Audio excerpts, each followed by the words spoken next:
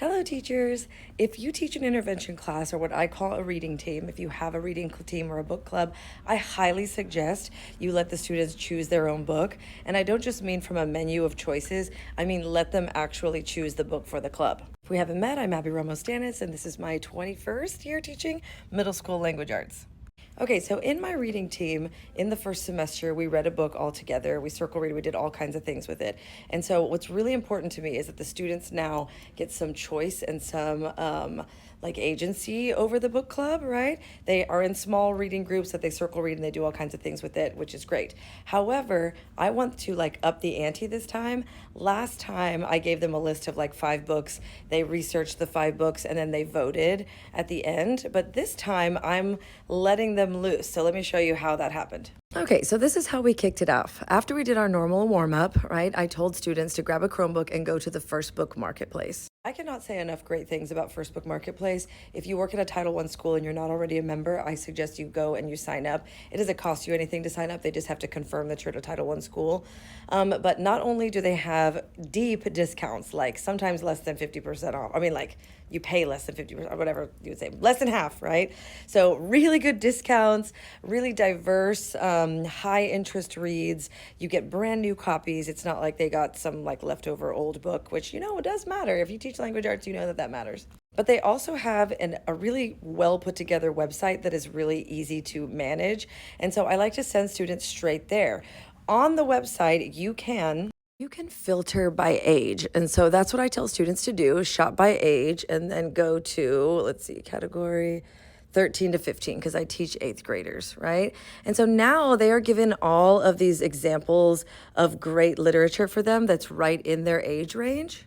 Like I told you, like, look at these discounts. Like, what?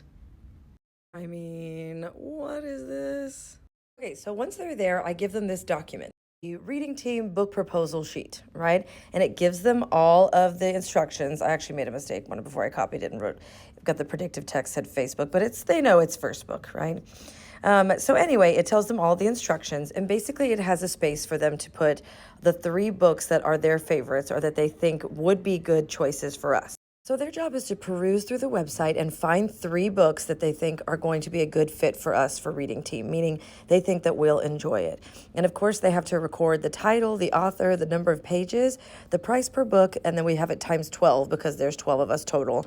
And so then they have to give me their total price. They also have to give me a synopsis in their own words.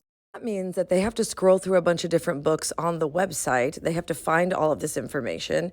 And by the way, First Book has it all set up for us. We go to more information and it tells us like the page count, all kinds of other stuff. Yes, they do have books in English and Spanish. But once they've picked their 3 books, they have to do a reflection. Which of those 3 titles is going to be their best choice? Which one do they really want to advocate for? And do they want to put forth for voting? Once they've made that choice and they've written that reflection, then they go to Canvas where they're going to write a CER of their actual book proposal, saying that this is the book that we should choose, and here is my evidence, and here is my reasoning. And of course, I have some supports for that. And finally, they create what is called an advertisement slide, or just that's what we're calling it, where they have to have the cover of the book, the title and the author, and then some kind of reasoning on it. They could choose to put their actual CER.